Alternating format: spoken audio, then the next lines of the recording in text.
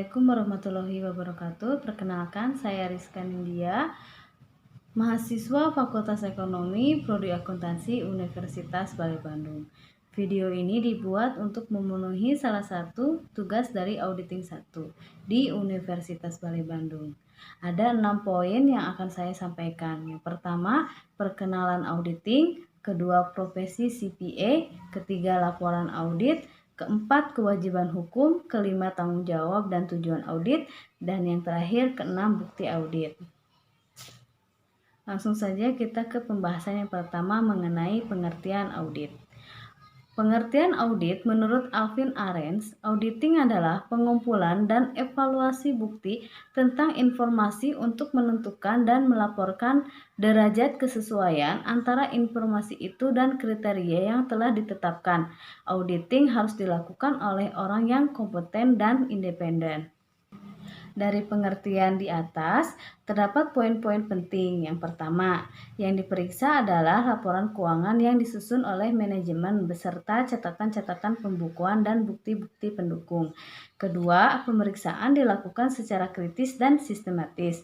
Ketiga, pemeriksaan dilakukan oleh pihak yang independen yaitu akuntan publik. Keempat, tujuan pemeriksaan akuntan adalah untuk dapat memberikan pendapat mengenai kewajaran laporan keuangan yang diperiksa.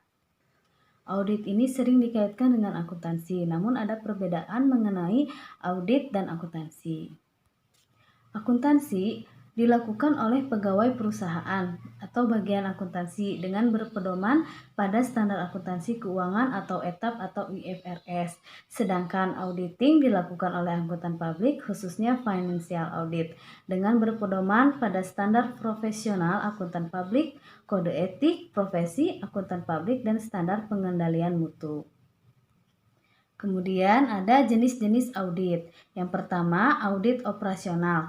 Audit operasional mengevaluasi efisiensi dan efektivitas setiap bagian dari prosedur dan metode operasi organisasi untuk memperoleh saran untuk memperbaiki operasi tidak terbatas pada akuntansi. Sebagai contoh, mengevaluasi apakah prosesan gaji yang terkomputerisasi sudah efektif dan efisien atau belum. Selanjutnya, audit ketaatan. Audit ketaatan menentukan apakah pihak yang diaudit telah mengikuti prosedur, aturan, atau ketentuan yang telah ditetapkan oleh otoritas yang lebih tinggi. Biasanya hasilnya dilaporkan kepada pihak manajemen. Kemudian, audit laporan keuangan. Audit laporan keuangan ini menentukan apakah laporan keuangan, informasi yang diverifikasi, telah dinyatakan sesuai dengan kriteria tertentu. Nah, itu saja sekilas mengenai perkenalan auditing. Selanjutnya, kita akan membahas mengenai profesi CPA atau Certified Public Accountant. CPA merupakan program pengembangan profesi bagi akuntan yang diselenggarakan bagi mereka yang ingin meningkatkan kompetensi dan mendapatkan izin menjadi akuntan publik. Nah, setelah kita mendapatkan gelar CPA, kita bisa bekerja di kantor akuntan publik. Kantor akuntan publik atau KAP adalah badan usaha yang didirikan berdasarkan ketentuan peraturan perundang-undangan dan mendapatkan izin usaha berdasarkan Undang-Undang Nomor 5 Tahun 2011 tentang akuntan publik. Kemudian apa saja sih kegiatan di kantor akuntan publik? Yang pertama, kegiatan kantor akuntan publik adalah pertama, jasa akuntansi dan pembukuan untuk menyusun laporan keuangan. Kedua, jasa perpajakan untuk menyiapkan SPT pajak perusahaan dan perorangan. Ketiga, jasa konsultasi manajemen untuk mengoperasikan bisnis secara lebih efisien. Keempat, perencanaan keuangan. Kelima, penilaian usaha. Keenam, akuntansi forensik. Ketujuh, audit internal outsourcing. Itu dia mengenai profesi CPA. Lanjut ke pembahasan yang ketiga mengenai laporan audit. Laporan audit merupakan hal yang sangat penting dalam penugasan audit dan assurance karena mengkomunikasikan temuan-temuan auditor. Para pemakai laporan keuangan mengandalkan laporan auditor untuk memberikan kepastian atas laporan keuangan perusahaan. Laporan audit adalah tahap akhir dari keseluruhan proses audit. Tujuan laporan audit dari laporan keuangan yaitu untuk menilai kewajaran atau kelayakan, dan kewajaran ini mengacu pada prinsip akuntansi yang berterima umum. Dan selanjutnya, atas penilaian tersebut akan tercermin pada opini audit. Opini audit laporan keuangan ada 4 macam, yaitu yang pertama wajar tanpa pengecualian. Artinya laporan keuangan disajikan sesuai dengan standar akuntansi yang berlaku. Yang kedua, wajar dengan pengecualian. Artinya laporan keuangan dapat diandalkan, tetapi masih ada beberapa masalah atau pos yang dikecualikan agar tidak salah dalam mengambil keputusan. Kemudian yang ketiga, tidak wajar. Artinya laporan keuangan tidak disajikan sesuai dengan standar akuntansi atau ada kesalahan material dalam laporan keuangan tersebut. Keempat, tidak memberikan pendapat. Artinya, laporan keuangan memiliki kesalahan yang material dan manajemen membatasi lingkup pemeriksaan sehingga auditor tidak bisa atau tidak menemukan bukti yang cukup. Tahapan audit laporan keuangan ada 4. Yang pertama, penerimaan perikatan audit. Yang kedua, perencanaan proses audit. Yang ketiga, pelaksanaan pengujian audit. Keempat, pelaporan audit. Itu saja mengenai laporan audit. Selanjutnya kita ke pembahasan yang keempat mengenai kewajiban hukum. Menurut common law, para profesional audit bertanggung jawab untuk memenuhi apa yang telah dinyatakan dalam kontrak dengan klien.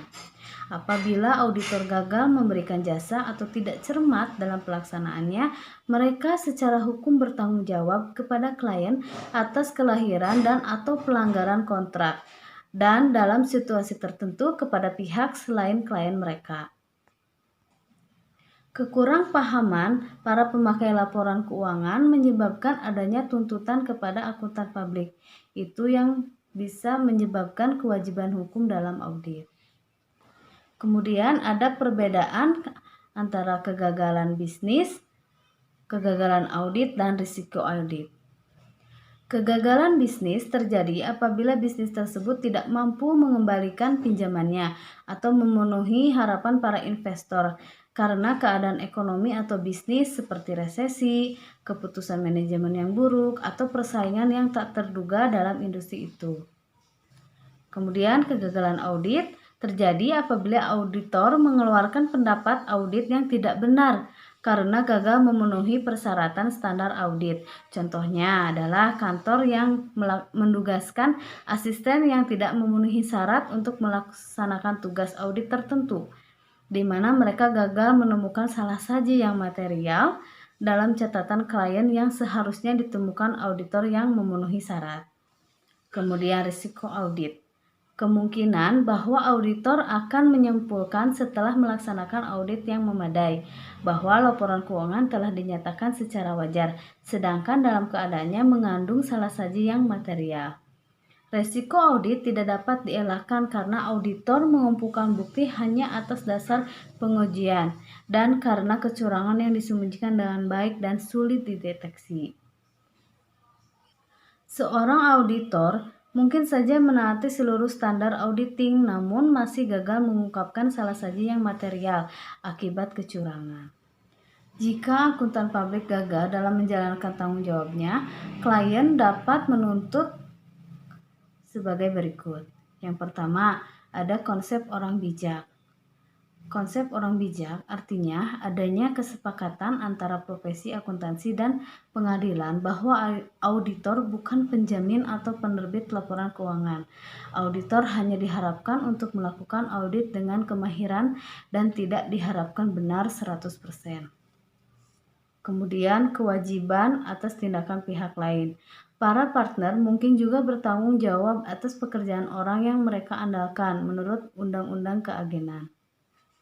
Kemudian tidak adanya komunikasi istimewa. Menurut common law, akuntansi publik tidak berhak menyembunyikan informasi dari pengadilan dengan menyatakan bahwa informasi tersebut rahasia.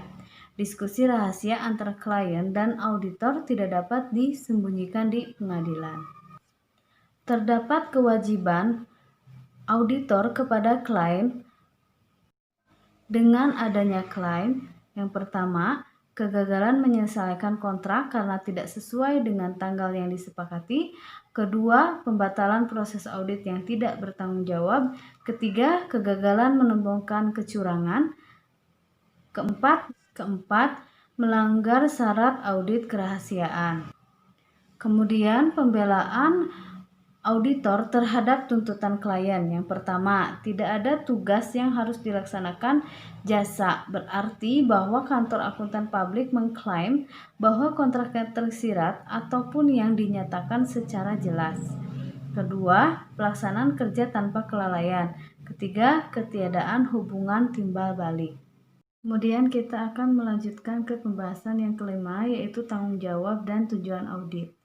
Tujuan pengauditan laporan keuangan adalah pemberian opini atas kewajaran di mana laporan tersebut telah disajikan secara wajar dalam segala hal yang material, posisi keuangan, hasil usaha, dan arus kas sesuai dengan prinsip-prinsip akuntansi yang berlaku umum di Indonesia. Jika auditor yakin bahwa laporan keuangan tidak disajikan secara wajar atau tidak mampu menarik kesimpulan dikarenakan bahan bukti yang tidak memadai, maka auditor bertanggung jawab untuk menginformasikan kepada para pengguna laporan keuangan melalui laporan auditnya. Kemudian ada tanggung jawab manajemen. Tanggung jawab manajemen atas kewajaran dalam presentasi atau asersi pada laporan keuangan memberikan kebebasan bagi manajemen untuk menentukan penyajian dan pengungkapan apa saja yang dianggap penting. Jika manajemen bersikeras terhadap pengungkapan laporan keuangan yang dianggap oleh auditor tidak dapat diterima, maka auditor dapat menerbitkan opini tidak wajar atau opini wajar dengan pengecualian, atau menarik diri dari kontrak kerja. Kemudian tanggung jawab auditor. Tanggung jawab auditor menurut PSA 1 SA 110 revisi menyatakan bahwa auditor memiliki tanggung jawab untuk merencanakan dan menjalankan audit untuk memperoleh keyakinan yang memadai apakah laporan keuangan telah bebas dari salah saji material yang disebabkan oleh kesalahan ataupun kecurangan. Karena sifat dari bahan bukti audit dan karakteristik kecurangan, auditor harus mampu mendapatkan keyakinan yang memadai, namun bukan absolut, bahwa salah saji material yang telah dideteksi auditor tidak memiliki tanggung jawab untuk merencanakan dan menjalankan audit untuk mendapatkan kebijakan yang memadai, bahwa kesalahan penyajian yang disebabkan oleh kesalahan maupun kecurangan yang tidak signifikan terhadap laporan keuangan yang terdeteksi.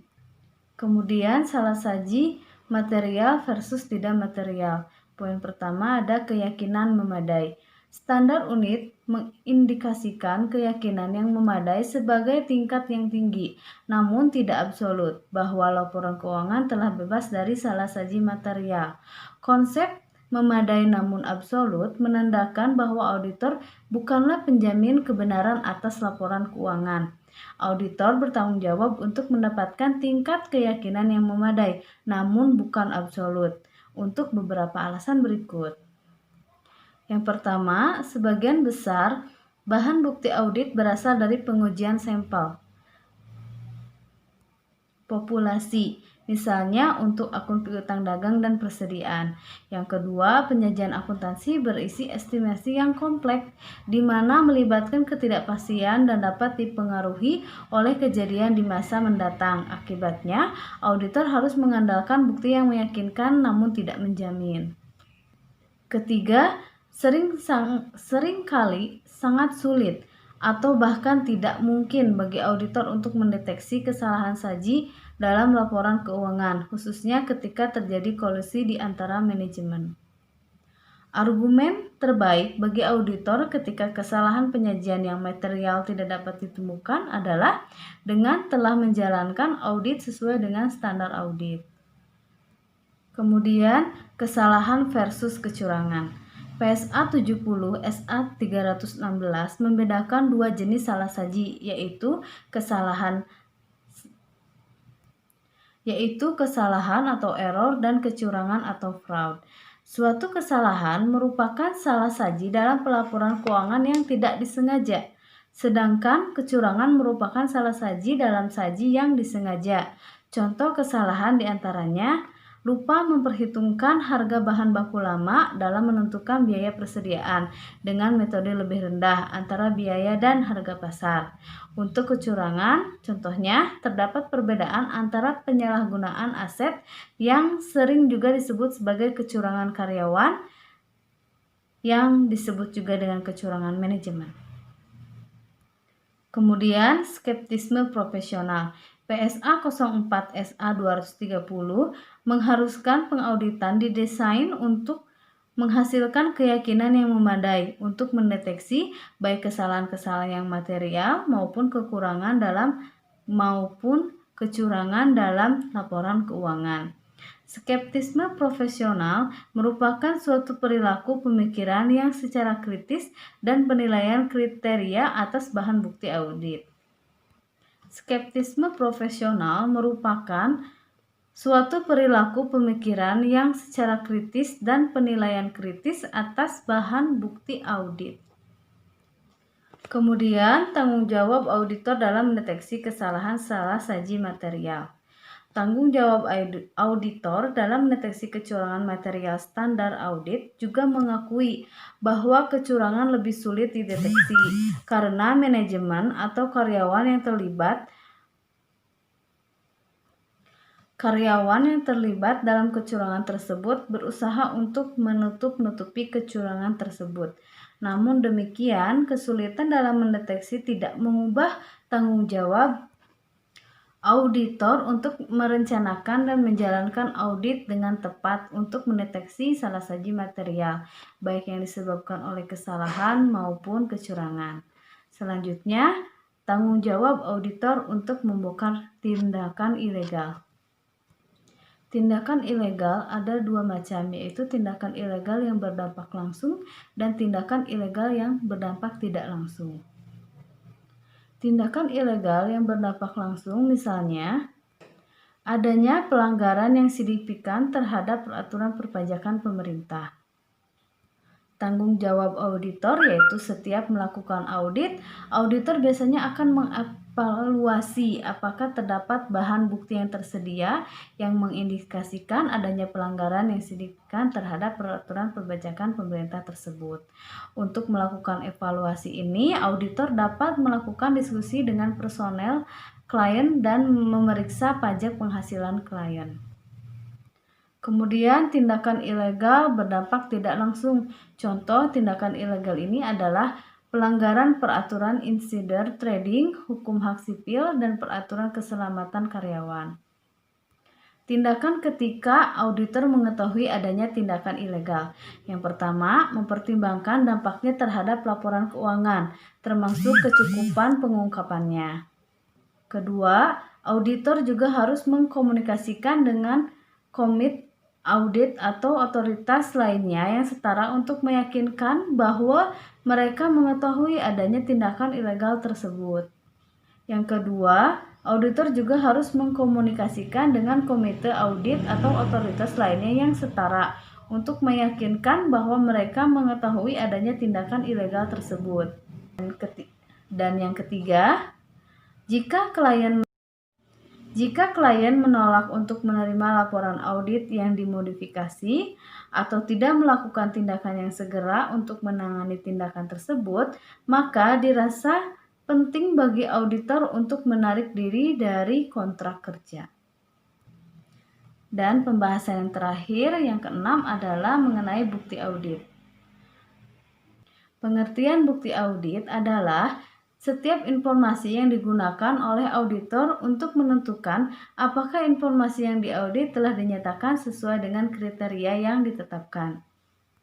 Bukti audit mencakup informasi yang persuasif. Contohnya, perhitungan auditor atas sekuritas yang dapat diperjualbelikan.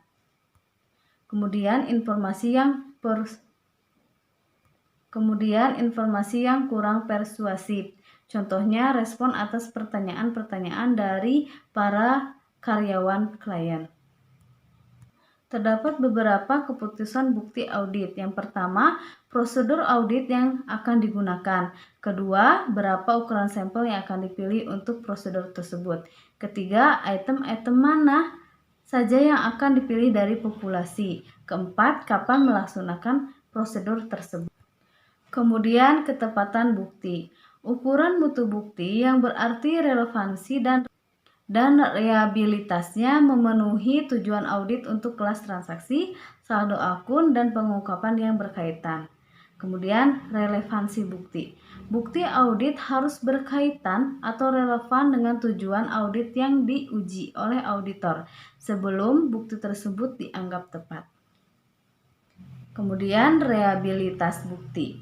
Bukti harus dapat dipercaya atau layak dipercaya. Kemudian, karakteristik bukti yang dapat diandalkan yaitu independensi penyediaan bukti, efektivitas pengendalian internal, pengetahuan langsung editor, kualifikasi individu yang menyediakan informasi, tingkat objektivitas dan ketepatan waktu. Selanjutnya, kecukupan. Kecukupan bukti diukur oleh ukuran sampel yang dipilih auditor dan item yang diuji. Dan yang terakhir, jenis-jenis bukti audit. Jenis-jenis bukti audit ada yang pertama, pemeriksaan fisik, konfirmasi, dokumentasi, prosedur analitis, wawancara, rekalkulasi, pelaksanaan ulang, dan observasi. Sekian video dari saya. Semoga bermanfaat. Wassalamualaikum warahmatullahi wabarakatuh.